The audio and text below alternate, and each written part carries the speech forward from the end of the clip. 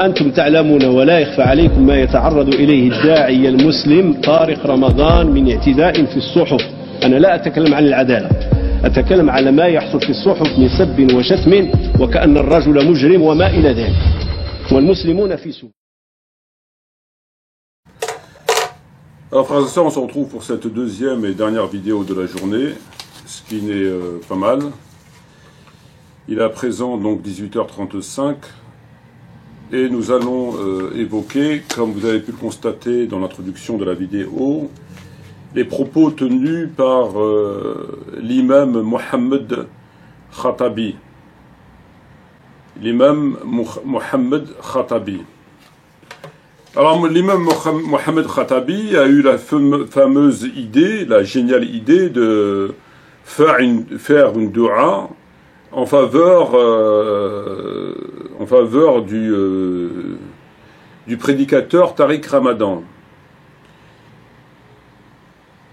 Il a eu la fameuse idée de faire une vidéo en faveur du prédicateur Tariq Ramadan, actuellement détenu à la maison d'arrêt de Fleury-Mérogis, dans l'Essonne, dans laquelle j'y ai séjourné une année révolue, pour des faits de viol, d'agression sexuelle et d'actes similaires. Alors, moi, cet individu, je le considère ni plus ni moins comme un espèce de petit copain à son époque, dans le meilleur des cas, de Yazid, fils de Ma'awiya, lui-même fils de Harb. Pour moi, c'est pareil. Pour moi, c'est pareil, et pour plusieurs raisons. Il ne s'agit pas seulement que de fait de faire des du'as en faveur d'une personne telle que Tariq Ramadan, mais pour plusieurs raisons. Alors, on a vu toute la clique des espèces d'Omeyyades, notamment Boussena, Anir Ramadan, Ismaël Mounir, le président de l'UIF, Amar Lasfar, et tant d'autres. D'autres ont préféré garder le silence. Venir nous expliquer au nom du Coran et de la Sunna qu'il fallait alors il nous parle d'une présomption d'innocence, qu'il fallait être prudent et qu'il fallait être du côté de Tariq Ramadan. Voilà.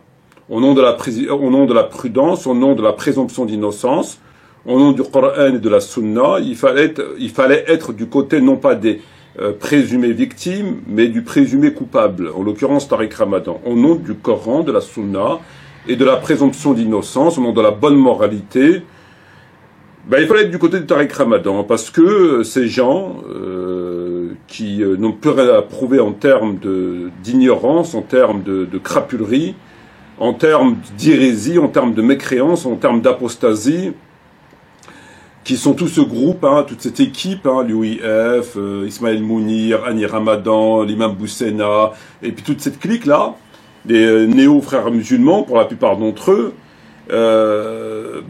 c'est l'équipe de cette équipe des musulmans de France. C'est eux qui mènent les musulmans de France qui gèrent en quelque sorte, qui gèrent ce qu'il y a encore à gérer de l'islam de France. C'est eux, c'est l'équipe des musulmans de France.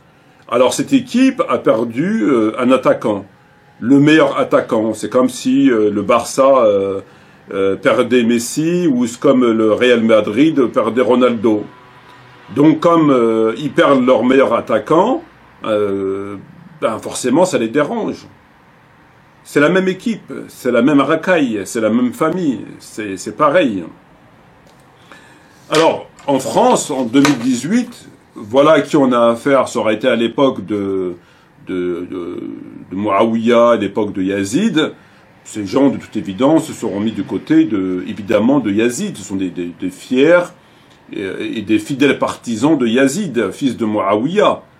C'est la même chose. Quand on vient vous expliquer, quand on vient faire une dua dans une mosquée, au nom de la présomption d'innocence, au nom que c'est notre frère, au nom que le prophète alayhi salatu wassalam, a dit ne maudissez pas un buveur d'alcool, en tout cas quelqu'un qui a un alcoolique ou quelqu'un qui avait consommé en tout cas de l'alcool, en faisant un parallèle entre tout cela et Tariq Ramadan, je veux dire, ils n'ont plus rien à envier à Yazid. Ils n'ont absolument plus rien à envier à Yazid. Ça ne peut pas être plus clair. Alors, l'imam de la mosquée Aïcha, radiallahu anha, mosquée Aïcha à Montpellier, mosquée Ibrahim al-Khalil à Barbès, boucherie Khalid ibn Walid à Barbès, mosquée Omar ibn Khattab à Lille, mosquée Bukhari à Avignon, et il y a même une mosquée M6 à Saint-Étienne. À quand la mosquée Tariq Ramadan? Mosquée laïque, mosquée apolitique, mosquée où ils appellent à voter, mosquée où ils défendent des pointeurs. C'est la justice omeyyade. Alhamdulillah, Alhamdulillah Rabbil Alamin, il y a les kuffars qui ont encore un minimum de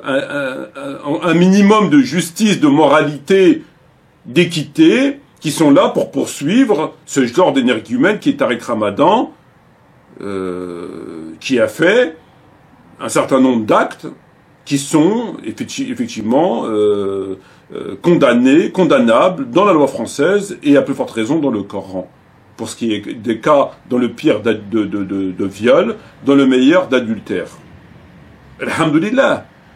Ça aurait été excusez-moi le terme, ces putains d'Omeyyades que nous avons, ces néo-Omeyyades que nous avons aujourd'hui, mais ce monsieur, il serait à l'heure d'aujourd'hui dans la mosquée Aïcha en train de nous faire un prêche, ce Tariq Ramadan, et puis probablement ses filles auraient été, dans le meilleur des cas, exilées, voire tuées, voire peut-être même reviolées. C'est la mosquée des Omeyyades.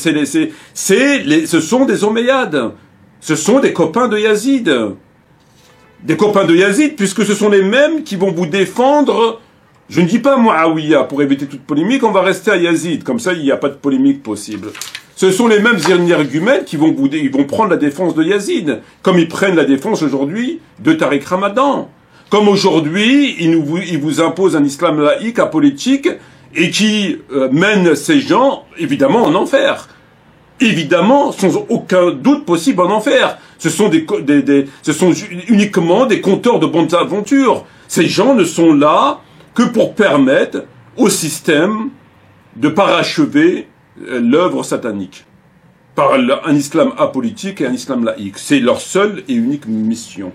Contrairement aux kuffars, contrairement à tout ce que vous voulez qui marche sur cette terre ou ce qui n'en reste, qui mènent au nom de leur idéologie, au nom de leur morale, au nom de ce que vous voulez de leur humanisme, des combats nobles qui font jonction avec l'islam. Vous avez notre ami Farida Belgoul qui mène un combat qui est hyper noble, dont elle a trouvé que ces espèces elle a connu des pires souffrances avec ces gens. Le combat de ce qui se passe actuellement dans les écoles, le combat des compteurs Linky, enfin des tas de combats, elle et d'autres. Mais ces gens ne mènent aucun combat.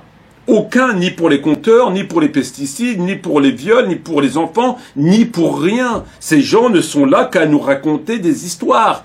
Toute la journée, et surtout le vendredi, ce qu'ils osent appeler le Jumu'ah. Ils ne sont là, ce sont des auxiliaires du diable. Avec leur islam apolitique, et ils vont jusqu'à défendre des gens de l'envergure de Tariq Ramadan, qui, une fois encore, dans le meilleur des cas, est quelqu'un qui a commis l'adultère, probablement sa fille et sa femme étant la femme la plus cocu de France, voire d'Europe, et dans le pire, c'est quelqu'un qui a évidemment violé. Ce sont les mêmes qui défendent Yazid, fils de Muawiyah, au nom au nom des mêmes principes qui sont les leurs. Alors, il nous explique que c'est notre frère. C'est son frère à lui, oui. C'est son même, je dirais, son semblable. Ils traînent probablement, ils ont probablement des points communs profonds entre eux. sans aucun doute. C'est notre frère. Il nous explique que c'est normal qu'on aide notre frère. Depuis quand ces gens aident qui que ce soit? La dernière fois qu'ils ont pris la défense d'un musulman ou d'une musulmane, c'était quand? Jamais. Ces gens ne parlent toujours que dans l'intérêt du diable. Quand il s'agit de voter, quand il s'agit de défendre des violeurs, quand il s'agit de ne pas faire de la politique, quand il s'agit de... Ils sont toujours présents, ils n'ouvrent la bouche que pour défendre l'intérêt du système mondial, c'est tout. Et aujourd'hui, s'ils ouvrent leur bouche, que ce soit lui ou Ismaël Mounir ou les autres, c'est pour prendre la défense d'un violeur, d'une personne qui a commis des actes qui sont condamnables par la peine capitale dans le Coran. Ça fait absolument... Il n'y a pas de discussion autour de ce point. On peut contester les viols. On peut contester les viols. Mais venir nous faire une doua dans la mosquée, alors que le mec, il est bon, on va dire qu'il est présumé innocent, mais il est aussi présumé coupable. Il n'a pas été acquitté, il n'a pas eu de non-lieu. Il y a eu comme des victimes. Que pensent les victimes de l'invocation qu'il a fait dans une mosquée en faveur de Tariq Ramadan? Le simple fait de faire des invocations pour quelqu'un qui est poursuivi pour ces actes-là, c'est de l'innocenter. Alors ils nous prennent le Coran, nous expliquant qu'il faut 4 témoins, etc. Oui, mais ça c'était dans le contexte de l'époque, 4 témoins. Les 4 témoins sont valables dans la situation où il n'y a pas de preuve. Où il n'y a pas de preuve, où on accuse une tierce personne d'avoir commis la fornication et l'adultère, il faut ramener 4 témoins. Mais dans le cadre dans lequel nous sommes, nous, aujourd'hui, c'est-à-dire où des gens vont se plaindre, et qu'il y a une enquête qui est ouverte, où des éléments, des indices graves et concordants sont réunis, il n'y a pas besoin de 4 témoins. Il faut quand même remettre un petit peu les compteurs et les contextes à jour. Ça, c'est dans un cas bien précis. C'est pas 4 témoins ou rien. Dans ce cas-là, toutes les femmes qui vont les porter plainte devant un tribunal, devant la police, on va leur dire, madame, vous n'êtes pas 4 témoins. Mais c'est pas comme ça que ça se passe. Si quelqu'un va voir le prophète, quelqu'un va voir un calife, une femme se plaint d'avoir été violée, on n'est pas dans le cas de l'adultère, on est dans le cas de viol. L'adultère et le viol, ce sont 2 crimes différents. Dans le cadre du viol, c'est pas la même procédure que dans le cadre de l'adultère. Ça n'a rien à voir. La procédure dans le cadre du viol, c'est qu'on va déposer plainte auprès de l'autorité compétente, on ouvre une enquête, tout en laissant la personne présumée innocente, et puis recueille les éléments, et s'il y a des éléments à charge, ben il est poursuivi comme il est poursuivi. Donc c'est quoi cette lecture de l'islam? C'est quoi cette lecture des textes? Nous faire un exemple avec quelqu'un qui est abus. N'aidez pas le diable contre votre frère. Mais il est où le rapport entre quelqu'un qui abuse et qui est puni pour avoir absorbé de l'alcool et quelqu'un qui est poursuivi pour viol? Il est où le rapport? On ne comprend pas, le rapport, il est où? Il est où le rapport? Donc ne pas maudire Tariq Ramadan veut dire lui faire des invocations en sa faveur. Mais qu'est-ce que c'est que ça? Le problème de Tariq Ramadan, c'est pas tant le problème des viols. Les viols, on n'a pas de preuves. Il y a eu des plaintes, la justice suivra son cours, et on verra. Mais nous savons tous que Tariq Ramadan a eu d'innombrables relations extra-conjugales avec d'innombrables femmes. Ça, je pense que tout le monde est au courant. Donc, dans le meilleur des cas, c'est quelqu'un qui a non seulement eu des rapports avec toutes sortes de filles, notamment dites musulmanes ou musulmanes, probablement mariées pour certaines d'entre elles, qui n'osent plus aujourd'hui porter plainte, et accompagnées d'actes de perversité, voire de barbarie. Je veux dire, les faits des relations extra-conjugales sont établis. On a des dizaines de témoignages. Ça, on ne peut pas le nier. Au-delà de cela, comment peut-on faire... Enfin, lui, je le comprends, cet imam, puisqu'il est comme lui. Mais Tariq Ramadan, le franc-maçon, Tariq Ramadan, qui demande à ce que Ben Laden, rahimallah, soit traduit devant un tribunal des États-Unis pour être jugé. Tariq Ramadan qui veut abolir la polygamie. Tariq Ramadan qui dit que les talibans sont des criminels. Tariq Ramadan qui dit que les moudjahidines qui ont procédé à l'expansion de l'islam sont des bandits. Tariq Ramadan qui dit qu'une femme musulmane peut se marier avec un kafir. Tariq Ramadan qui met les droits des femmes, comme on l'a entendu dire à plusieurs reprises, qui dit que la loi de Dieu est inférieure à la loi des hommes. Tariq Ramadan qui falsifie des versets, Tariq Ramadan qui falsifie des hadiths, Tariq Ramadan qui est le porte-étendard de la laïcité en France, en rapport avec l'islam, Tariq Ramadan qui est pour l'intégration, Tariq Ramadan qui dit qu'on peut insulter le prophète, on a la liberté d'expression. Tariq Ramadan qui dit qu'il faille abroger des parties du Coran. Tariq Ramadan qui a menti sur la jizya. Tariq Ramadan qui dit que l'apostasie n'existe pas en islam. Tariq Ramadan qui dit que la femme peut ne pas porter le hijab et qu'il est préférable que le porte, si possible, avec des mini-jupes. Et à un moment donné, il faut arrêter. Et à un moment donné, il faut arrêter. On défend qui, là? On défend le diable. Alors, je sais que tout ça, ça n'a pas offusqué les gens. Ce qui les a offusqués, c'est parce qu'il a eu des rapports, des sodomies à droite à gauche. Mais les faits qui lui sont reprochés en termes de sa pratique de la religion, enfin, c'est quand même incroyable. Pendant 30 ans, il a passé sa vie à égarer les musulmans et à les envoyer dans un trou de l'enfer. C'est un fait. Ce monsieur était un polythéiste évident, apostat, kafir, qui a passé sa vie à travailler pour la franc-maçonnerie mondiale. C'est un fait. Combien de gens... Enfin, Et après, vous avez cet imam, Mohamed, là, Katabi, qui vient, le plus simplement du monde, dans sa mosquée à Aïcha, nous faire une dua, nous expliquant que Tariq Ramadan c'est notre frère, que l'alcoolique, machin, que c'est normal.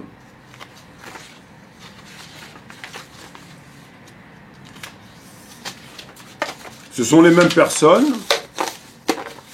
personnes qui vont faire des vidéos pour vous expliquer est-ce qu'il est licite ou illicite de souhaiter bonne fête au kafir.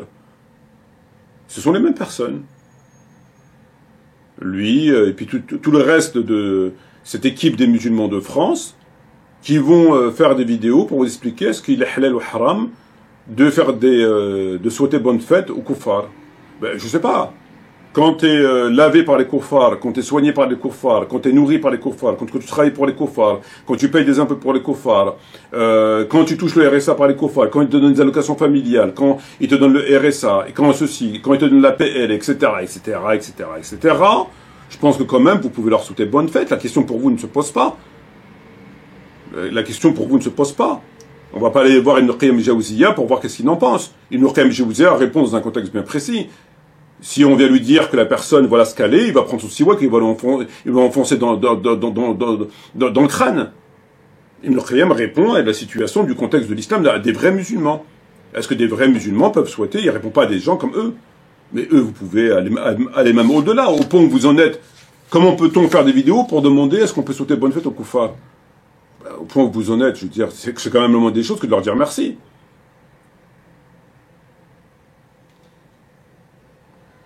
Aujourd'hui, les sœurs ont vraiment du souci à se faire. Parce qu'aujourd'hui, il n'y a plus besoin de Bachar pour violer des musulmanes. Il n'y a plus besoin des Russes. Il n'y a plus besoin de personne. Elles sont violées au sein même de leur islam ici en France. Protégées par Ismaël Mounir, par Annie Ramadan, par Mohamed Katabi, par tous ces gens-là, qui au nom d'une lecture qui est la leur, du Coran, qui au nom de je sais pas quoi, viennent vous expliquer qu'il y a la présomption d'innocence. Par conséquent, la présomption d'innocence, c'est de dire qu'il est innocent. Non, c'est pas ça. La présomption d'innocence, c'est pas dire qu'il est innocent. La présomption d'innocence, c'est de dire qu'il n'a pas été encore condamné. Il y a des gens qui sont condamnés par un tribunal, et qui font appel, et qui sont présumés innocents jusqu'à la cour d'appel. Même s'ils ont été condamnés. Voilà. Mais eux, pour la présomption d'innocence, ils l'instrumentalisent toujours dans le même sens. On est en train de défendre quelqu'un qui est un dajjal, qui est une usine à mensonges, qui est un diable sur pattes, qui est un des plus grands imposteurs, voire le plus grand du XXIe siècle, en tout cas francophone, qui a égaré des centaines de musulmans avec sa pratique de la religion, qui au-delà de ça sodomise des femmes, voire les viole, leur urine dessus, etc., etc. Et ils viennent vous expliquer qu'il faut avoir une position neutre. C'est quoi la position neutre? Ben, c'est de dire qu'on ne sait pas. Par conséquent, ça reste notre frère, et comme a dit la Amar Lasfal, on va peut-être le réinviter au Bourget.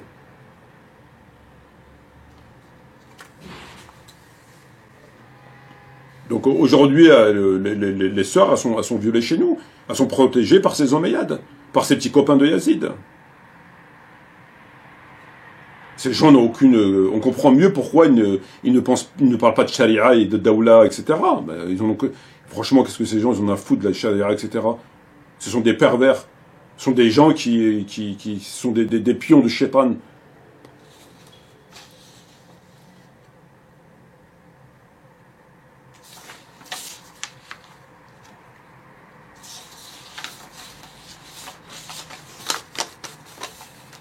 C'est quand même assez incroyable.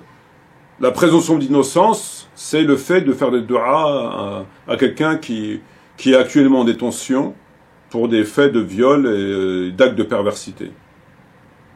C'est notre frère, a-t-il dit. On nous ramenant une histoire d'un buveur d'alcool, il fallait pas le maudire. Et il est beau l'islam de France. Ils sont beaux les imams de France. Ismaël Mounir qui nous fait une vidéo de 30 minutes. Ben, il a revu sa position à la baisse. Il nous explique, non, bon ben, on sait pas.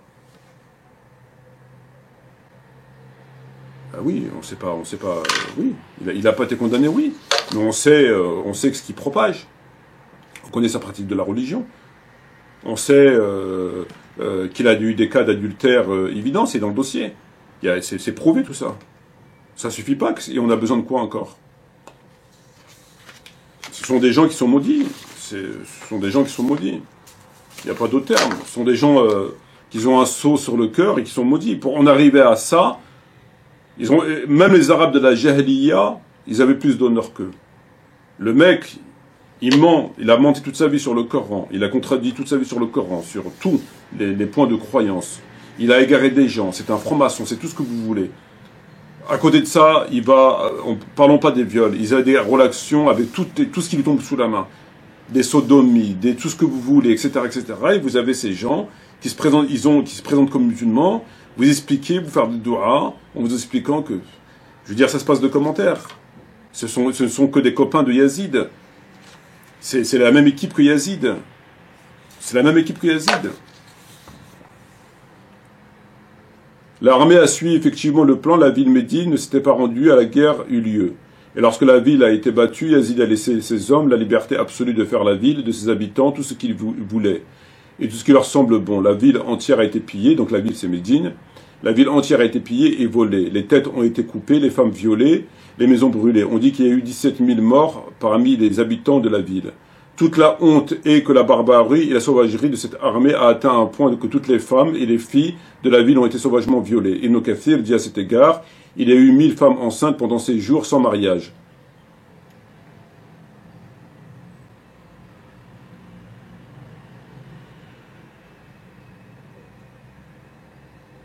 Ibn Kathir dit que certains savants disent que sur le fondement de ce hadith, on pourra maudire Yazid, ou bien lui demander la malédiction de Dieu.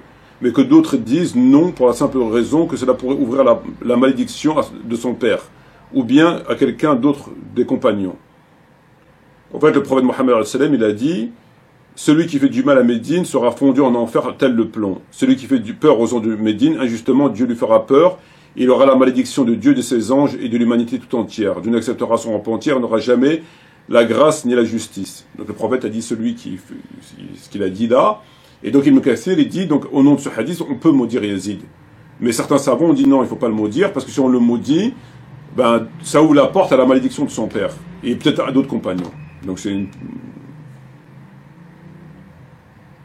Donc en fait, bon ben, il y a eu tout ce qu'on sait à Médine, hein, il a même attaqué la Kaaba, il a détruit la Kaaba partiellement, il a fait violer des femmes, enfin tout ce qu'on sait, hein. Mais à part ça, ça va. À part ça, ça va.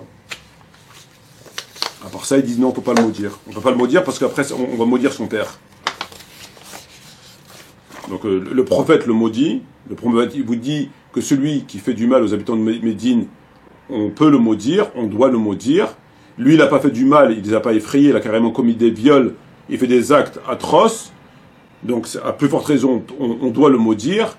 Mais les savants, ils disent non, il ne faut pas le maudire. Donc ils contredisent le prophète. Le prophète, il dit, celui qui fait ça, que la malédiction de Dieu soit sur lui. Donc il est maudit par le prophète. Le prophète le maudit. Lui, il a été au-delà de ça. Il y a eu des viols. Et eux, les savants, ils disent non, il ne faut pas le maudire. Donc ils contredisent le prophète. Pourquoi? Parce que le prophète ne fait pas de politique politicienne. Il a dit, celui qui fait ça, il a la malédiction. Eux, ils vous disent non, il ne faut pas le maudire parce qu'on va maudire son père après. Ils contredisent le prophète. Le plus simplement du monde, encore une fois. prophète ne fait pas de politique. Celui qui a fait ça aux gens de Médine, maudit. Lui, il a fait des viols. C'est pire. Donc, plus que maudit. Eux, ils disent non, il ne faut pas le maudire. Ben, on a affaire aux mêmes gens aujourd'hui. C'est la même famille. Tout cela, tous ces gens, c'est de la même famille. Tous ces gens, c'est de la même famille. Et vous avez les gens qui écoutent son truc, son discours, quand ils disent Amin. Allahumma ceci, Allahumma cela, Amin, Voilà.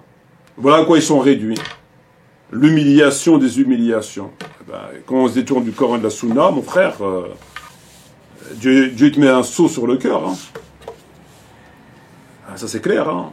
Quand tu détournes en tant que musulman du Coran, la récompense de quelqu'un qui se détourne du Coran, c'est le sceau sur le cœur. Dieu te met un sceau sur le cœur.